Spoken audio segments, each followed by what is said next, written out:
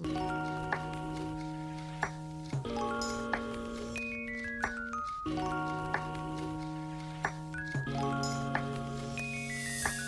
the Office of Institutional Advancement and Alumni Relations, this is Xavier Gold Live, the podcast highlighting stories of leadership, impact, and the Xavier spirit.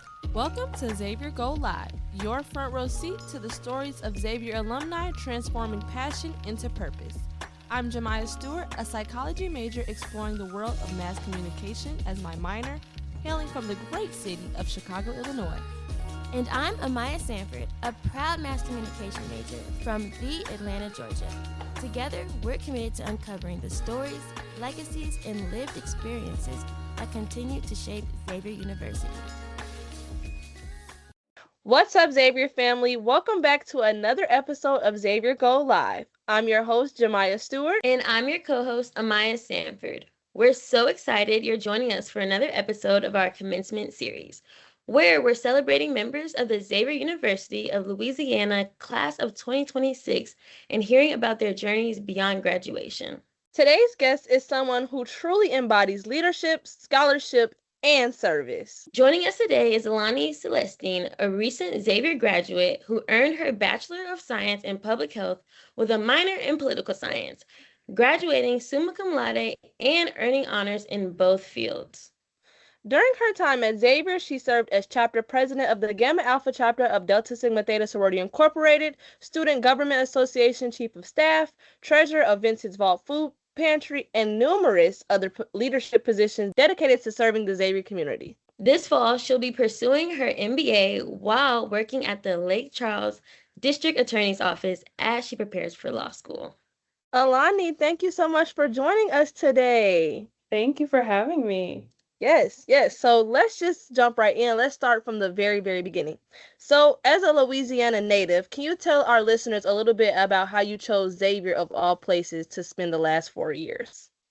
So I always knew I wanted, well, let me not say always. There was a very strong possibility of going to an HBCU, but also I come from a family that loves LSU.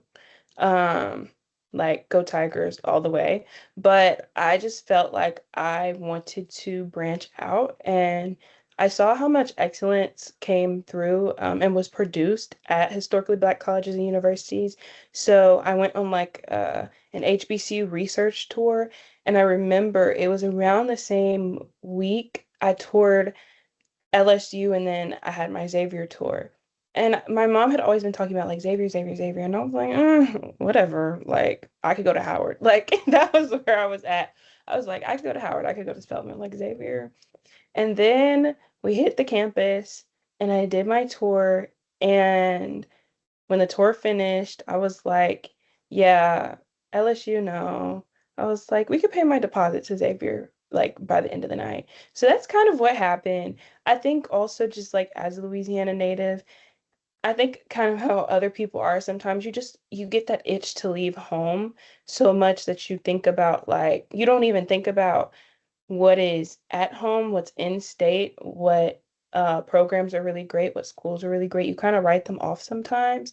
And I think that was what I was going through until I really took the time to dig and research and then visit. And I was like, oh, this is only a few hours away from where I live. And Xavier is great. And it's like, I don't regret going to Xavier one bit. Like, I would do it again. I would go to Xavier again. Alonnie, I'm glad you touched on how greatness comes out of historically Black colleges because you are a part of that. You graduated summa cum laude with honors in 2 different fields, which is incredible. It's an incredible accomplishment. Thank you. Looking back, what does that achievement mean to you personally? I feel like I've had to actually soak in the achievement because I guess, like, growing up, having good grades or doing well in school was just an expectation. It was never really a choice. So for me, like, I carried that into college. And I remember I was actually talking to the department head in the public health department, Dr. Tyra Gross. And she's like, how do you feel about graduating? And I remember telling her, I was like, honestly, it just feels like a step. And I was telling her, I was like, I feel like that sounds really bad. Because, like, this was like 4 days before graduation. And I was just like, yeah, I'm just gonna go show up on Saturday, get the diploma, it's whatever. And it didn't really hit me until like a week after graduation. And I really sat and I kind of reflected and I looked at pictures and whatnot. And I was like, oh my gosh, like I really did do this. And I think about like my family, my grandparents, and how just proud everyone was of me. And I started to think like I need to also be proud of myself because I think I can be very humble, almost too humble sometimes to the point where I just look at things as stepping stones or like checking something off of a list. Definitely. And I think that you should definitely be a lot more easier on yourself. Don't throw the humble out the window. Throw the humble out the window because at Xavier, you literally have done everything. I mean, academics, SGA, you joined your sorority, community service, like all of that. How did you learn how to balance everything and still come out on top? I learned by falling. That's the easiest way to put it. I think whenever I got to like the height of my involvement, I think I was taking biology. I remember I'd failed an exam and I was sitting in my car and I was crying and my dad called me because he was like, "Your mom told me that you failed this exam." And I was like, "Yeah, Dad, like I feel like I'm terrible, blah blah blah blah blah." And he was like, "Well, why are you here?" And I was like, "What do you mean?" And he was like, "Why are you like you have to remember why are you at school? What are your priorities?" Because I think at that time I was pouring so much time into my extracurriculars, all of my extra time, pouring most of it into my extracurriculars. So he was kind of just like, "You're crying over an exam, but did you prioritize that exam?" And I say all of that to say, like, that kind of woke me up. And that was like my sophomore year of college. And I still carry that with me every day of like whatever space you're taking up, you have to remember why are you here? What is the main reason why you're here? What is your priority list looking like? And it's kind of like a wake-up call, like, let's reevaluate. I like that you touched on all the things that you pretty much learned from holding all these different leadership experiences. I feel like you learn so much in leadership roles that you can't learn in the classroom that isn't taught in the classroom. So stepping out and being active is super important. And I know like especially at HBCUs, I feel like we get caught up in being so active on campus that sometimes we do forget we have to balance out our energy and redirect Definitely. it. Now, like we said, you did hold a lot of these leadership positions, but out of all your leadership roles, do you feel like there was one that challenged you the most or helped shape you into the leader that you are today? Ooh, that's a really good question. Oh, this might be an unpopular answer. Um, well, maybe not unpopular, but kind of unexpected. I think working in the food pantry was probably my favorite leadership position. Of course, like working in the sorority was really, really fun, but it was also business, and that taught me a lot on one end of the spectrum. And then obviously working in student government, it was something that I was always used to. But working in the food pantry, I found it to be very interesting but cultivating because um we really built a family, and not saying that we didn't build a family in all of the other extracurriculars I was a part of, but it really taught me kind of going back to that reliance piece and building a support system. But also, I think the leadership piece of the food pantry that I would say is like the most important part, and I think the part that really taught me a lot about leadership was when I first joined the food pantry my freshman year there was no sort of leadership structure. The structure of like having an executive board in the food pantry and having a new building because we didn't always have the food pantry in that house. It used to be in St. Michael's, was we really took our time to build a sustainability plan and work on upgrading the food pantry because we saw that the need of students and their accessibility to the food pantry was growing. So we would sit and we brainstormed writing the Constitution, our pitch plans to get the food pantry moved, and we sat and wrote out and organized like how is leadership in the food pantry supposed to work. So I think that taught me so much about leadership because a lot of the time we get into organizations or we get into leadership positions and the structure is established, but nobody necessarily teaches you about how to do that whenever you are kind of given a blank canvas or something that's operating, but it's not operating to its fullest potential or fullest optimization. So that was really fun. It was very fun, but it was a lot of hard work, but it definitely taught me a lot. Yes, I definitely agree. And that was definitely not what I was expecting you to say, but I'm glad that you did say it because it just shows like Xavier gave you so many opportunities to grow in so many different spaces, and you're taking those experiences into your next chapter of life. Mm-hmm. So now that we've heard a little bit about your undergrad days, let's talk about your new alumnus status. So you're beginning your MBA program this fall while working at the district attorney's office. So can you tell us a little bit more about what made you choose that path? Yes. So I didn't always plan to go get a master's of business administration. At first, I was going to get an MPH, a master's of public health. But I was talking with one of my mentors, and she was just talking to me about how she knows I want to work within the public health sector, but she was kind of just giving me insight about the jump from going from public health straight to law. She said, what if you want to run a hospital? What if you want to run a nonprofit or open your own firm? And when she kind of got into like the run a whole hospital sort of situation, then I was toying with, okay, master's of health administration or a master's of business administration. But then I started thinking a little bit broader in terms of how, even though I've graduated college, I still feel like my dream job has no title. If somebody asked me what my dream job was, I don't think I could actually give you the title for it. But there's also so many other things that I enjoy. I love the idea of opening a business at some point or working, owning an investment property, etc. So learning the business side of just like entrepreneurship, but also the business side of if I was to open up my own firm or start my own nonprofit.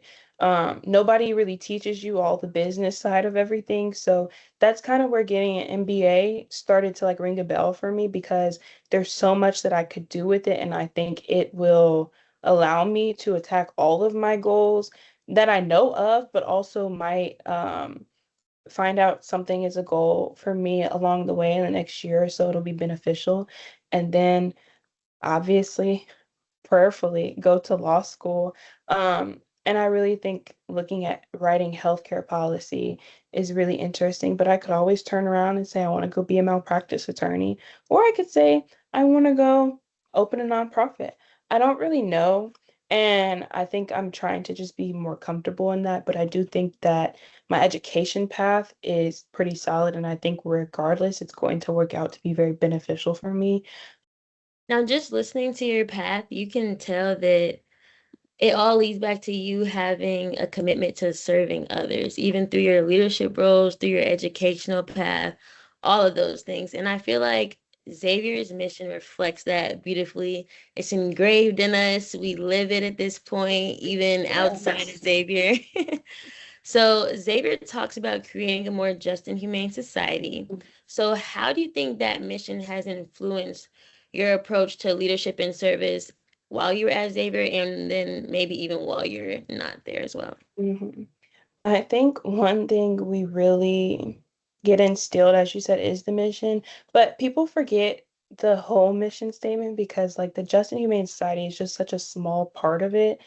But like part of the mission statement is preparing students to assume those roles. So I think when you really put it together of preparing people to assume roles of leadership in a global society to form a more just and humane society, I think that is kind of a call to action in a sense of the only way we can have a more just and humane society is by equipping ourselves to be the people to go and make the change. If you see something that needs to be fixed, you can't just sit around and wait for somebody else to attack the problem.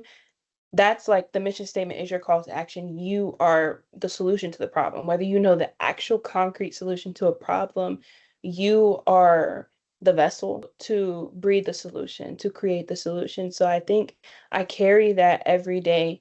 Um, Even like when there are problems or I see issues and I might feel like a surge of uncomfortability and even saying, oh, let me go see if I can attack this problem.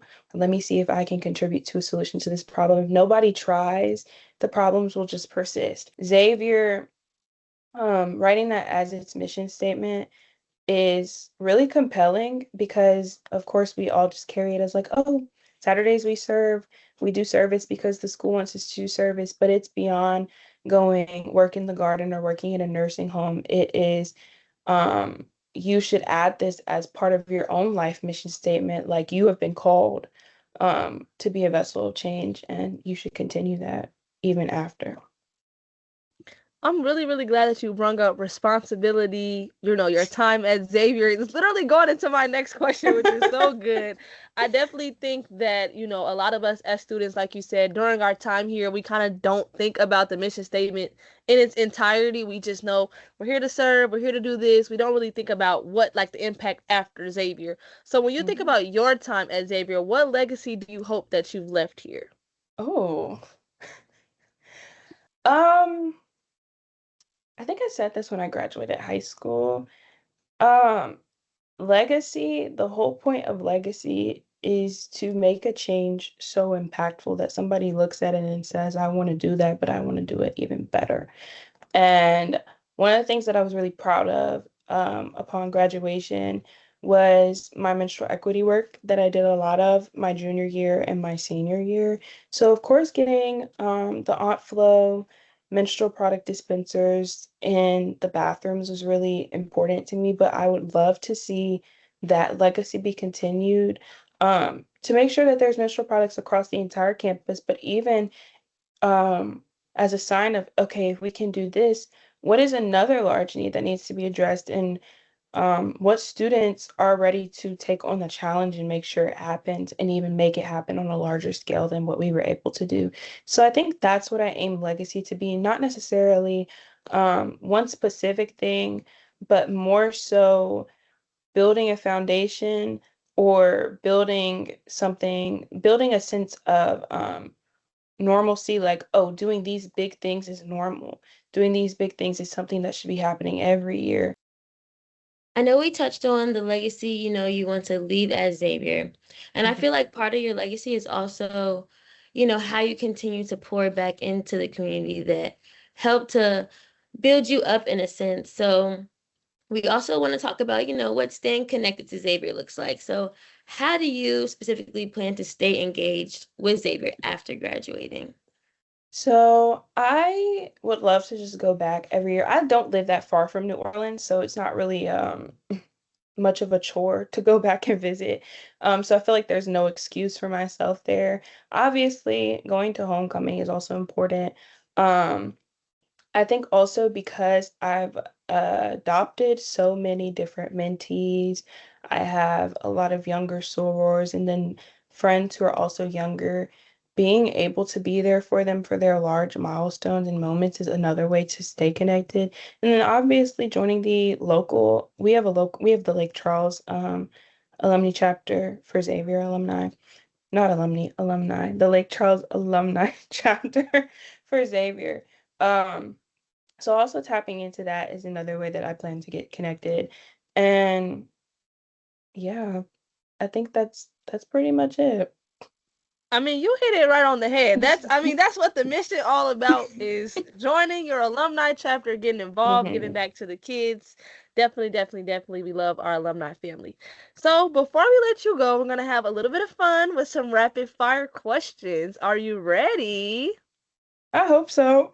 Alrighty. Favorite spot on campus? The University Center. One word to describe your Xavier experience. Cultivating. Professor who made the biggest impact on you? Tyra Gross. Favorite event you attended?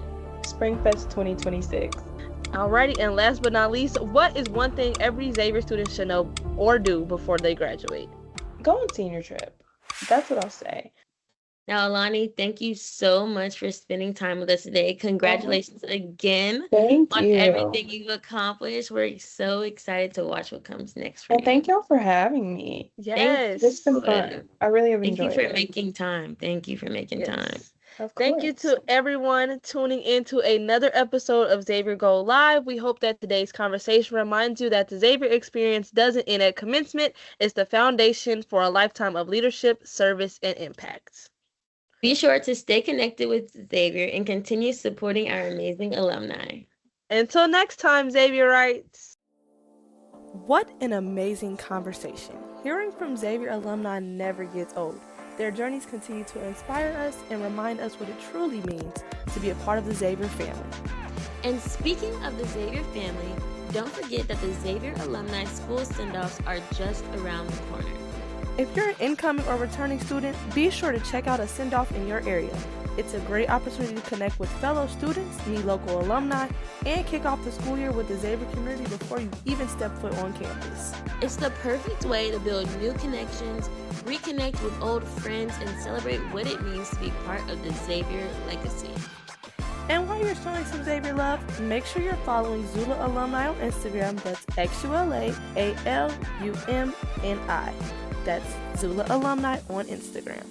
They keep you connected with inspiring alumni spotlights, campus memories, upcoming events, and all the amazing things happening across the Xavier Alumni Network. You never know whose story might inspire your next step. Now, don't go anywhere. We've got another incredible conversation coming your way. Stay tuned. You're listening to Xavier Gold Live. What's up, Xavier family? Welcome back to another episode of Xavier Gold Live. I'm your host, Jamya Stewart. And I'm your co-host, Amaya Sanford, and we're excited to welcome you back to another episode of our Commencement Series, where we're celebrating members of Xavier's class of 2026 and hearing how their Xavier experience continues beyond graduation. Today's guest has truly left her mark on Xavier through leadership, service, athletics, and community. Joining us today is Yara Bou Harb, an international student from Lebanon who graduated with a degree in neuroscience and double concentrations in biology and chemistry. During her 4 years at Xavier, Yara served as Ms. Goldrush, president of the International Student Association, vice president of the Association of Student Athletes, a MAC site coordinator, a sexual assault prevention and health educator, and so much more.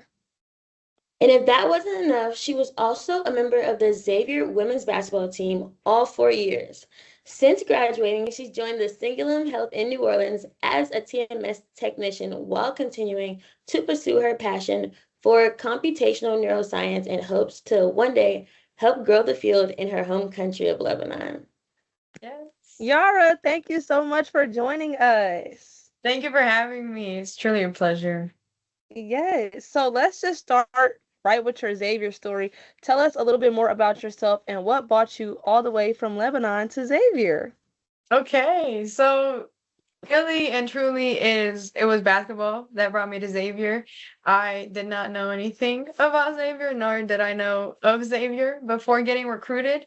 I went to high school in Las Vegas, Nevada, and I got recruited from a workout that I had in Nevada or in Las Vegas.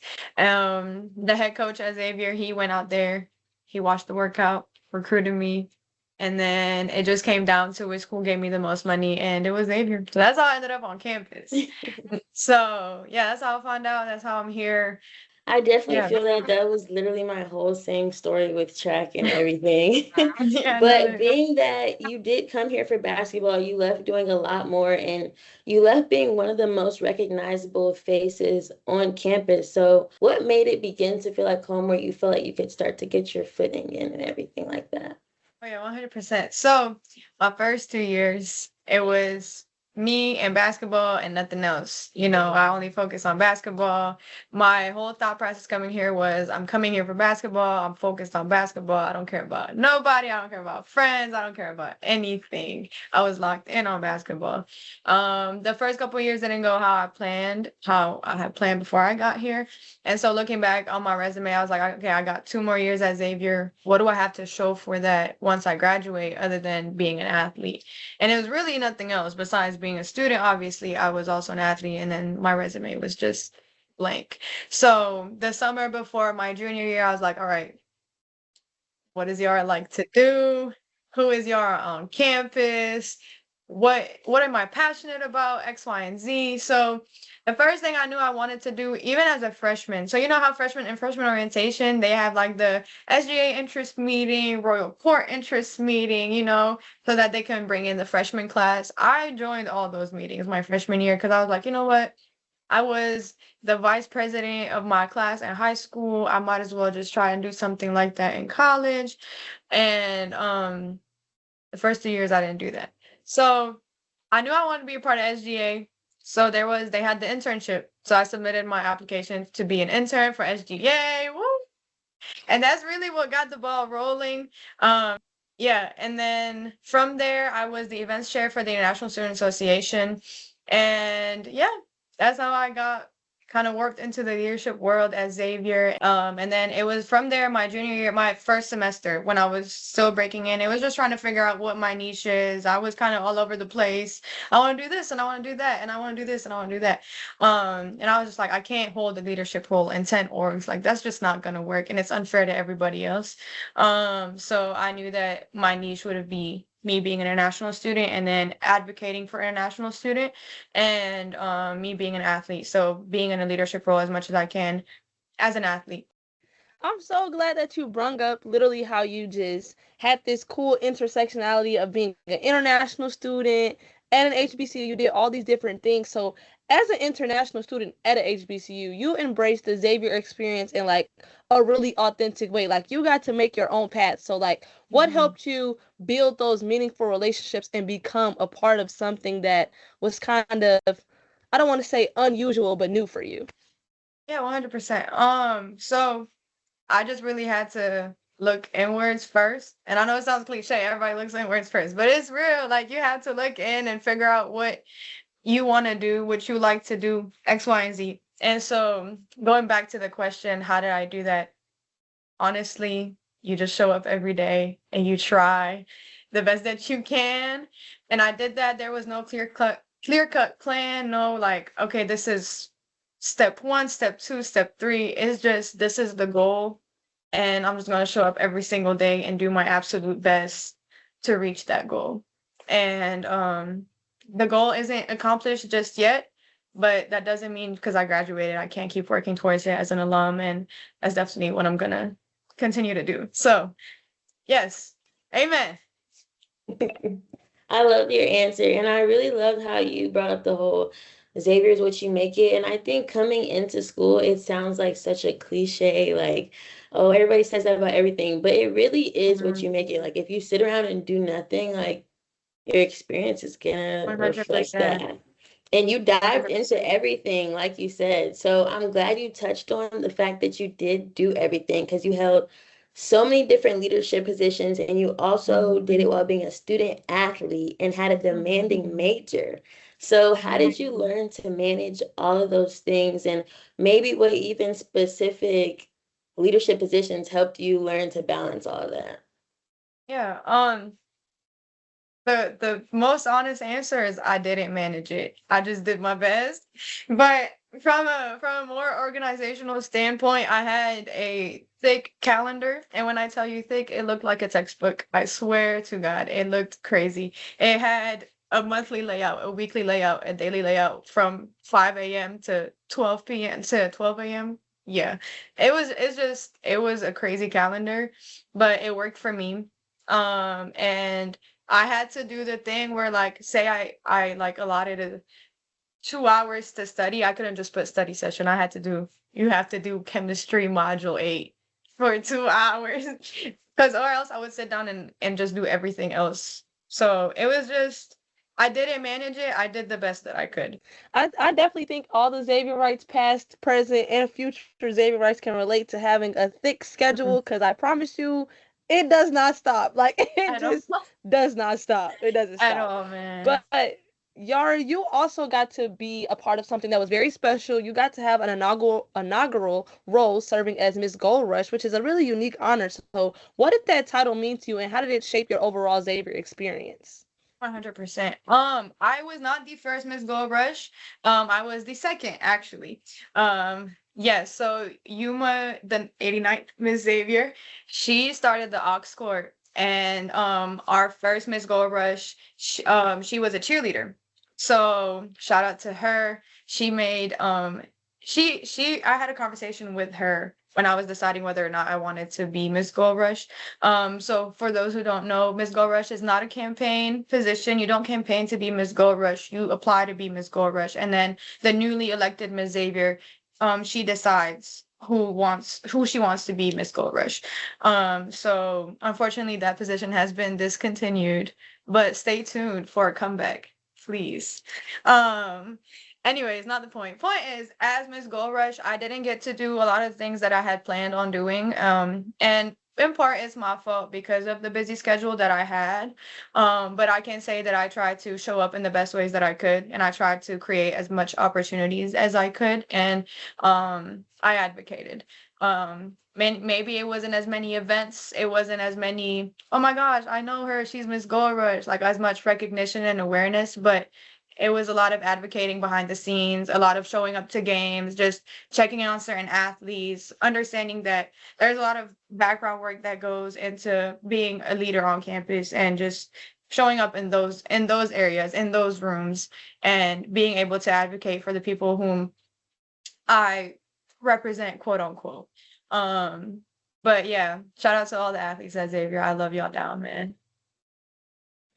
And we love you too, literally Hey. forever on Miss Gold Rush. Like, so Thank you. I'm glad you touched on your position in Miss Gold Rush, because you also were president of the International Student Association. And I know you Yes. kind of talked about wanting to bridge different communities together and bring everyone together, but what do you feel like was most important to you when it came to representing and advocating for the international students? Whew. Okay, this is a heavy question. So let's talk about it. International students make up most of our student athlete population. And that is a real statistic. Like, we make up most of our student athlete population. On top of that, at Xavier's, international students sometimes fell through the cracks, from housing to everyday life to orientation to just literally, when I say everyday life, I mean everyday life. But thankfully, student affairs, shout out to them. They have been, and everybody under student affairs, which includes residential education, CSI, Mr. Wright's office, OISJ, everybody under student affairs, they all came together. And anytime I went to their offices and was like, hey, like, we need help, they were able to show up for us. And then on top of that, shout out to their national office. They are God sent. When I say that, I mean it. They show up for us like nobody has ever shown up for us. International students come to campus with nothing but 2 suitcases, no sheets, no pillows, no nothing. Some people don't even come with the right clothes. So when it's cold, there's no jackets thick enough, no jackets at all. Like, it's just so much that goes into showing up for international students, and that's why I say sometimes we fall through the cracks. So my job as the president of the International Student Association was mostly to advocate, but we did have something fun for Xavier Rights. We brought back our International Week.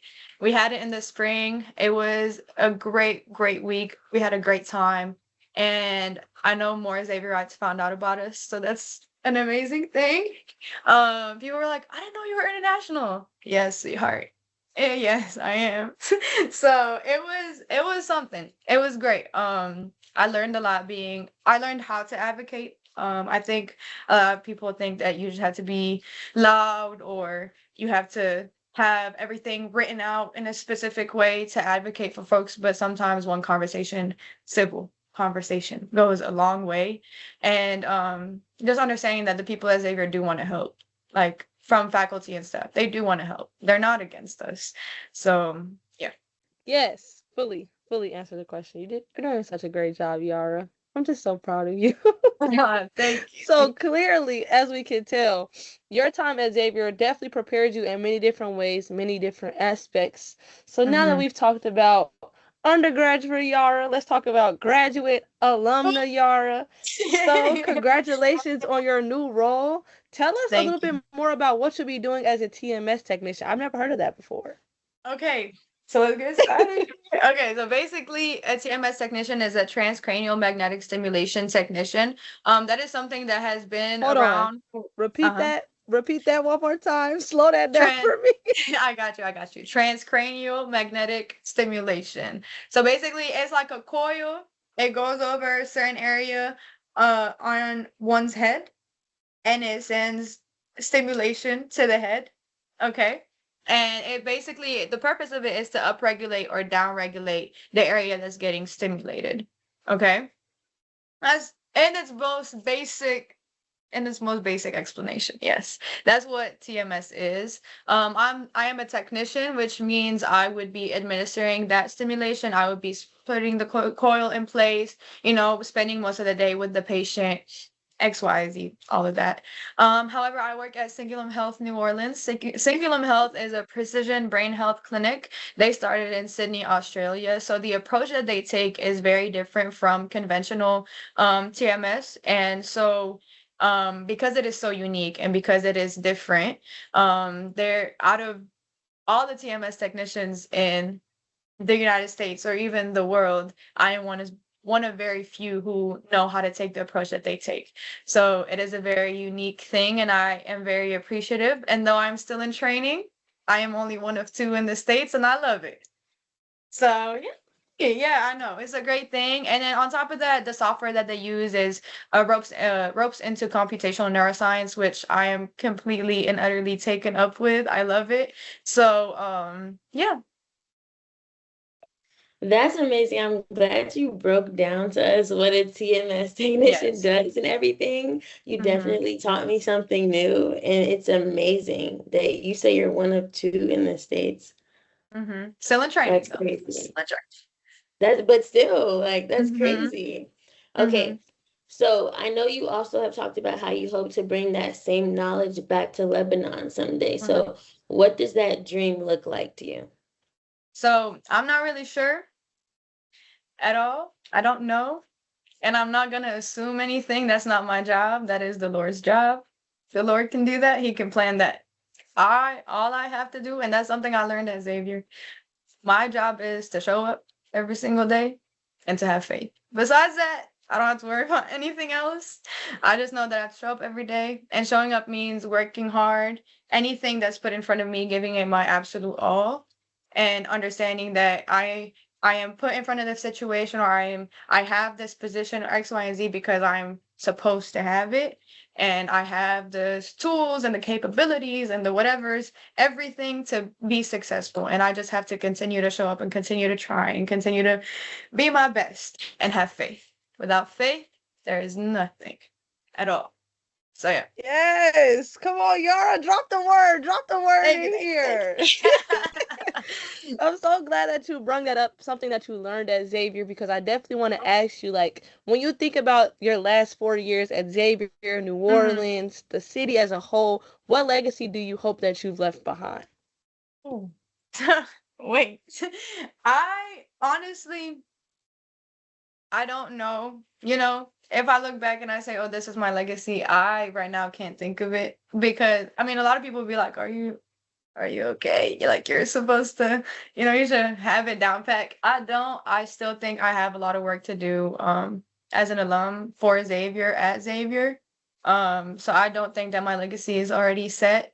So maybe come back in a few years, ask me that question again. Right now, I don't know. But I do know, be kind to everybody, talk to everybody, and be yourself, and have faith. So. I love that. Your legacy doesn't have to be set just yet because you're also not done doing stuff for the Xavier community anyway. So you're all good. So since we're on the topic of like reflecting and everything, but sitting with your alumni status, what advice would you give to a future international student who's possibly considering Xavier and hoping to make the most of their college experience? 100%. Okay, so I will preface this by saying I came in as a student athlete, so that gives me a built-in family already. And a national student who comes with no team does not have a built-in family, and that's a lot harder. That's a harder journey. But to any international student that chooses Xavier, put yourself out there. I know we are shy, we are reserved, we are in an unfamiliar place, and it will not get any more familiar, I promise. It's going to stay unfamiliar. But you have to do your best. You have to continue to show up every single day. And it's okay to put yourself out there and get rejected because rejection is redirection. So keep trying. Every single day, just show up, keep trying. And Xavier is the place to be because Xavier is where you can create your own table and you'll find people coming to sit at it. So just be yourself, be great, and believe in God. Yara, you might be our most inspirational guest that we have had thus far. No bias. That makes me very happy. Yes, before we let you go, I want to wrap up almost, but I want to transition into one of my favorite segments of the podcast. Okay. It's time for rapid fire questions. Are you ready? Sure. One word that describes your Xavier experience. Hold on. That ain't rapid fire. Give me a second. Resilience. What leadership role taught you the most? International student president. Or a National Student Association president. Favorite place to study on campus? The library at 2 a.m. when nobody's in there. What is one thing every student should do before they graduate? Pray in the chapel. Yay! Oh, Yara, you have represented Xavier in so many different spaces. International student, student athlete, scientist, campus leader. As we close, what message would you like to leave with current and future students? Xavier is what you make of it. Go make it the best place ever. Yes, Yara, thank you so much for joining us today. It has been amazing to hear about your journey and everything that you've accomplished while at Xavier, and we cannot wait to see everything that you accomplished outside of Xavier. Thank you. I appreciate y'all so very much. Thank you for thinking of me, and I love y'all. Both of y'all have my number. If y'all ever need anything, text me, call me, whatever. We will. Yes, we will. All right, y'all. Thank you to everyone tuning in to another episode of Xavier Gold Live. We hope that today's conversation reminds you that the Xavier experience doesn't end at commencement. It's the foundation for a lifetime of leadership, service, and impact. Be sure to stay connected with Xavier and continue supporting our amazing alumni. Until next time, Xavierites. XU, you know what to do. Subscribe and rate the show today and join us, the Xavier Gold Live podcast, on the first Tuesday of every month to stay up to date with all things alumni. Follow at XULA Alumni on Instagram and subscribe to our monthly alumni newsletter. Until next time, Xavierites.